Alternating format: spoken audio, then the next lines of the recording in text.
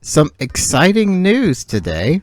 The new ranked format for Scarlet and Violet has been announced and will be starting up July 1st. And this is really interesting because all of the transfer-only Pokemon are going to be legal to use outside of the restricted ones. Which by restricted, we're talking things like Groudon and Volcanion, Zacian, you know, things that are very over the top. You're not going to be able to use those. Curiously, Walking Wake and Iron Leaves are also in that list. I'm not sure why these are in the ban list, but anyway, that doesn't matter because we're going to talk about the ones that are now newly usable, and man, there's quite a list. I'm going to be mostly focusing on the ones that I think are going to have significant impacts in the meta, and since we're going to be going over so many Pokemon, it's not going to be as in-depth as previous videos, because I usually just focus on one Pokemon in those videos. So without further ado, let's take a look at the new format. So starting off, we have Charizard, as well as the pre-evos of Charizard, which this could be an interesting option for Sun teams. As we know, Solar Power Charizard does a ton of damage, and I imagine that Heat Wave is on the same level, if not stronger than that of Chi-Yu's Heat Wave. So definitely an option to consider here with Charizard. Next we have Raichu Alolan form. There's going to be a couple of Alolan forms you'll see here, which this gets Surge Surfer, making it extremely fast when Psychic Terrain is up. Could be an interesting option. However, it does no longer have access to Expanding Force, which is kind of a big nerf for it. It also doesn't get Rising Voltage, so both of its really strong stab moves that synergize with Terrain are not in this game. So the utility is not quite what it used to be, but it still is an interesting option. Next is Diglett and Dugtrio.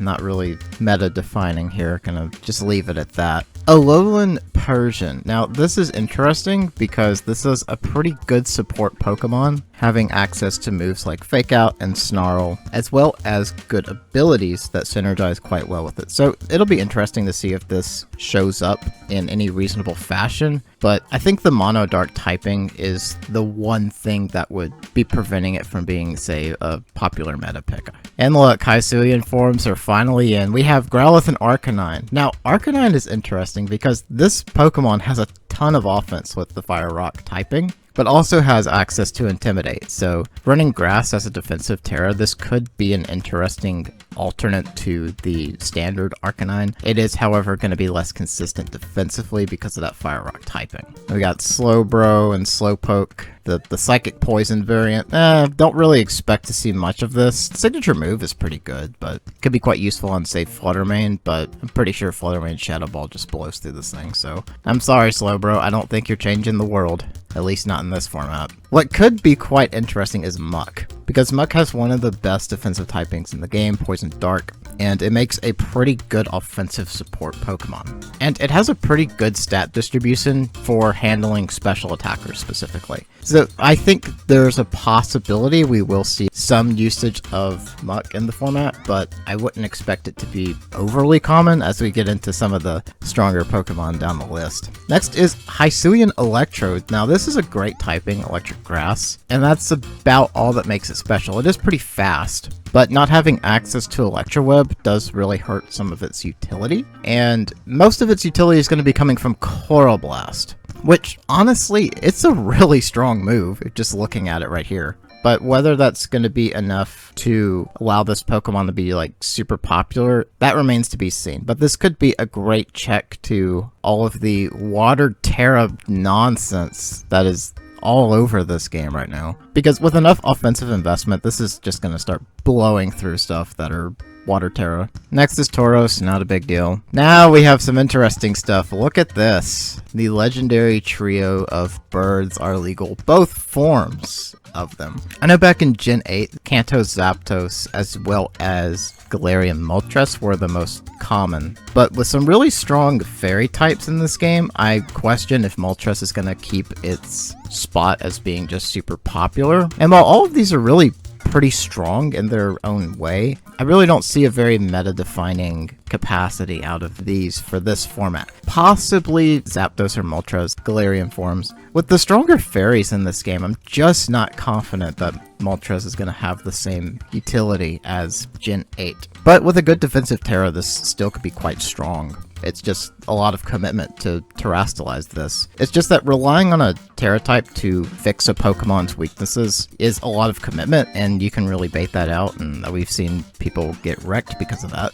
It's ideal for a Pokemon to be able to function without its Terra type, and that is the thing that I'm questioning about Moltres. Same with Zapdos because it's a fighting type, but Defiant is always nice to have, so I don't know about Articuno. I'm not going to say anything about where it's going to be because I really have no clue. And the Kanto ones are just, outside of Zapdos, are really not all that great. We have some starters here with Typhlosion, which, as I talked about in the Typhlosion comparison video, Typhlosion has a good amount of stab offense in the form of Eruption, and while working around its not super amazing speed step could be kind of an issue for setting up those really strong Eruptions, I do think there's a decent amount of potential for Typhlosion. It's just gonna have to compete with Solar Power Charizard, which I think Solar Power Charizard is more consistent. And Hisuian Typhlosion, normal Typhlosion is better. I already talked about that in a previous video. Look, we get Quagsire. Don't use that. Slowking.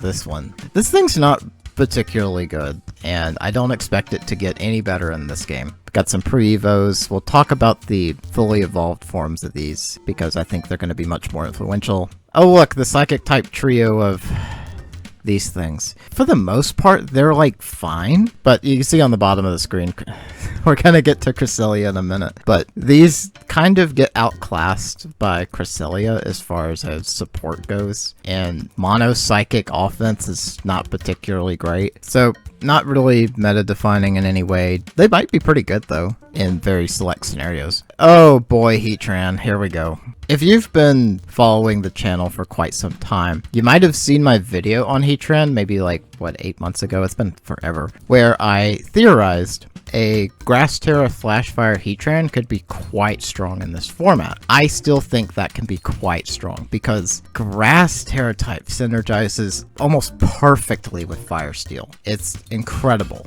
And that option to force your opponent into an interesting 50-50 where, oh, should I hit this with a ground type move, but does it switch to Grass Terra type? That's such a great option because Heatran has a lot of offense, and this typing has several 4x resist as well, including Fairy, which matters in this format. So I still think Heatran can be quite strong in this game. I definitely will be experimenting with that Heatran that I theorized all those months ago. Alright, there's Cresselia. I need to check something. Oh no, it does get Lunar Blessing. Okay. So they buffed Cresselia by adding this move, which restores HP and cure statuses for it and its allies. The other Psychic type supports are irrelevant. Cresselia is gonna be super good as a support, like it always has been. This could break some things in the meta. This actually could. The utility of Amoonguss just went down considerably. Next we have Samurott. I believe the Hisuian form's better. It just has a little bit more utility overall, but definitely not meta-defining either one of them. Hisuian Lilligant's interesting because it does actually have a lot of offense and good abilities, as well as just good moves. It gets the good stab moves for grass and fighting. So definitely potential. Don't think it's going to be quite meta-defining just because that 4x weakness to flying is not going to be very good in this format, trust me. And more pre-evos, we'll talk about their fully evolved forms. Zoroark! Oh, here we go! If you ever wanted Annihilate to just be useless, this is the Pokemon to counter it right here. The standard Annihilate set is gonna be unusable against this thing because it is immune to fighting and ghost. And it still gets illusion, so you won't even know it's Zoroark until you whiff that Rage Fist. Aside from being a direct counter to Annihilate, I don't really see a massive amount of utility out of Zoroark. I think a few people are going to be running it, but maybe like 3% overall utilization. It's going to be a fun gimmick for sure. Just because its typing synergizes so well with Illusion, because it has 3 immunities. Now, I don't expect a whole lot out of Hisuian Braviary. Tinted Lens on Psychic Flying is actually okay. I think there's another Pokemon that is Psychic Flying with Tinted Lens, but I don't quite remember its name. Was it Sigilyph? I don't know. Braviary has better stats than that. Do I expect it to be everywhere? No, because look what's right under it. The genies. We have another Prankster Tailwind, except this one's Tornadus. Tornadus has offense, so that's gonna be fun. These all got buffed with like a signature move. Let me just show you. They all have a 100 power spread special move that's 80 accurate that has a chance of lowering like a stat. They all have a typing that matches the unique quote typing of each genie. This one's just mono flying, so it gets the flying type one. And well, yeah, it's not super accurate. It's a spread move, so you kind of just click the button anyway. This is a good move. All of these are good. So we're going to be seeing a flying type move like this, electric, ground, and fairy. That spread fairy move is so much stronger than Dazzling Gleam. But I do believe the strongest user of this is Landorus, because these moves have chance to lower a stat, but Sheer Force Landorus will not have that. It instead will remove that effect to buff the power of it. So a Life Orb Landorus with that spread move, oh my goodness, that's going to be so much offense.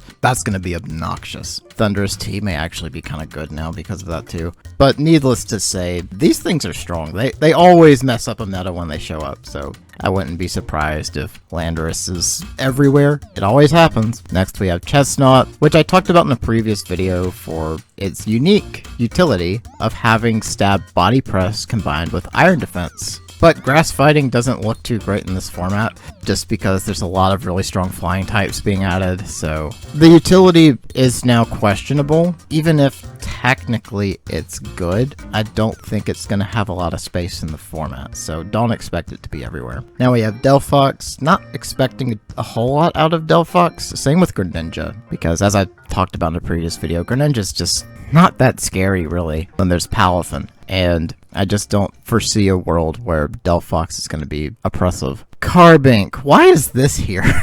We have all these like starters, Hisuian forms, and you know, legendary trios, and then there's Carbink. Carbink might be useful, like it has good defensive stats, pretty good abilities. You can finally get rid of that 4x2 steal with terrestrialization, but I don't know. I just don't expect a whole lot out of Carbink, really. Hisuian Goodra is going to be good. I don't know how much it will be used. A Steel Dragon with good stats is never bad. Probably not meta-defining, but this is going to be a good Pokemon. I'm pretty confident in that. Because look, it resists flying. Avalugg. Oh gosh, Hisuian Avalugg has a very squishy typing.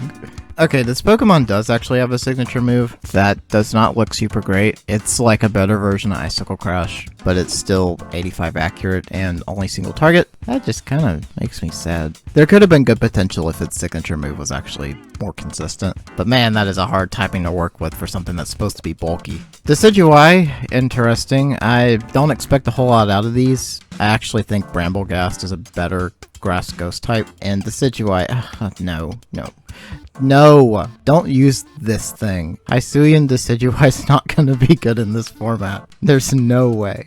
Gen 8 starters, look at this, Rillaboom. I know it looks like seeing Rillaboom here, you're like, oh my goodness, now I have to deal with priority grass moves again. No, Grassy Glide is not in this game, so Rillaboom has taken a considerable nerf to its utility. It's still going to be pretty good, but that nerf is definitely enough that you're not going to see it everywhere. Cinderace, its hidden ability's been nerfed, so it'll probably be fine, but you're not going to see much of it. Inteleon, we talked about Inteleon in a previous video. It's fine. Squishy, kind of fast. Its signature move's pretty good, but I think it just gets outclassed by some other options. There's Berserker. Interesting. I don't expect much from Berserker, honestly. Its ability's great, but you have to deal with Berserker and its squishy stats. Oh, here's some of the dangerous stuff.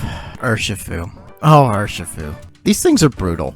And I know that we have Fluttermane to counter these things, but they're still brutal. They're just, oh, they have such good options, even though the special defense is terrible. Definitely expect to see some Urshifu. There's Alecki. I really want to make an Alecki team. I just feel like Alecki's going to be super strong in this format. Actually, you know what? Here's a prediction. I think Alecki's going to be one of the top ones coming out of this transfer-only list, because there's a lot of good flying types showing up in the meta. This thing has oppressive amounts of speed, and it has the offense to really threaten some of the meta paradox forms. like Fluttermane and Iron Bundle, a physical Lucky blows through those. It doesn't even need speed buffs at all to outspeed them, without booster energy. And if your opponent's running booster energy, have Tailwind, and this thing is still faster. I expect a lot from a Lucky in this format. I really do. Draco, not so much. I still think it's gonna take way too much effort to get this thing going. Dragon Energy is a great move, but a Lucky just counters good stuff. Draco doesn't counter anything good. There's not oppressive dragon types in this game, and its speed stat's still bad. Oh, Glastrier. Glastrier? I don't know how to say it. This Pokemon's good, and with the buff to Ice types weather, this thing's going to be good. Definitely expect some new Trick Room teams, or, just like an Assault Vest build with Abomasnow in the team as well. This thing's going to be good. Solid choice overall right here. Spectrier. I want to draw your attention to the fact that it's slower than Fluttermane before you think it's going to be oppressive. I think Fluttermane has the offense to really blow past this thing. So there's more counters to this now, so I do not expect its utility to be quite what it used to be. Alright, getting into some more Hisuian forms, we have Weirdeer, not expecting much there. Cleaver's kind of cool. Its stat distribution's not super great though, and its signature move is not that strong either. Like, it's fine, just not enough to really shake things up too much. Ursaluna's interesting because with Guts, this thing's offense is kind of ridiculous. So definitely expect to see a Trick Room team or two running a Guts Flame Orb Ursaluna, and that is going to hit like a truck with its Earthquakes. Have fun fighting that alongside Therian Enamorus, which we haven't gotten to yet, but it's coming. That's gonna be ridiculous. See, there it is down there. Basculegion. Now, Basculegion I think is actually pretty good. Adaptability is such a good ability for these, because that Wave Crash is going to be putting on a ton of offense. And they do get Last Respects, which synergizes better with the male than the female. But Last Respects plus adaptability boost, and the attack stats 112 is not too bad. That is a lot of offense, so that's going to be a Pokemon to watch out for. I predict it's going to be slept on just because of all the other really cool stuff being added, but if you're not ready for this thing, it's going to blow past some teams. Next we have Sneasler, which its signature move's kind of funny in how it works. You're just randomly throwing out statuses with a 50% chance of it happening. With Unburden, this Pokemon's really fast and has a lot of physical offense, so it does actually threaten things like Fluttermane with Poison-type offense. Not sure how this one's going to end up as far as utilization, but I do think it has a pretty good setup of options that could make it reasonably viable. Next is Overqwil. Arcanine's replacement is here. Look at that. It has a bulkier typing and Intimidate. What else is there to say? This is an alternate or replacement to Arcanine, depending on how your team is set up, of course. There's an Amorous. Oh, goodness, this thing is going to be oppressive. Better get your Steel types ready, because a Trick Room viable flying type now exists. So, seriously, in a Trick Room team, an Amorous combined with Ursaluna, that is going to be ridiculous, and you better have answers for that. Even if you do have answers for Fairy, Steel and Fire to resist, Ursaluna is going to blow past those with ground type offense. So I actually see some very good synergy between Enamorus, which has sleep immunity with Overcoat, and Ursaluna, which has sleep immunity because of Guts, as long as you're running Flame Orb and actually get the Flame Orb activated. Completely different weakness spreads, completely different types of offense. Yeah, get ready for the new Trick Room mode. That is going to be insane. Last, we have Gimmighoul. Use Goldingo. That's all I have to say there. Well, there you have it. That's the new list of additions. I definitely expect a lot from the Genies, as well as Urshifu. Some of the Hisuian forms look pretty good, and Aleki is going to be quite strong as well. So let me know what you think down in the comments below. What Pokemon you expect to be really good in this format, and what do you think about the current meta and how much different it'll be in this new format? Because it's possible we may see Fluttermane drop from being necessary to maybe like 30-40% utilization instead of 60 to 70, or it could just drop out of the meta entirely. There's some really strong Pokemon showing up, so I'm really curious about your thoughts of all of that down in the comments section below. But this video has already gone long enough, so thank you so much for watching, and I'll see y'all next time.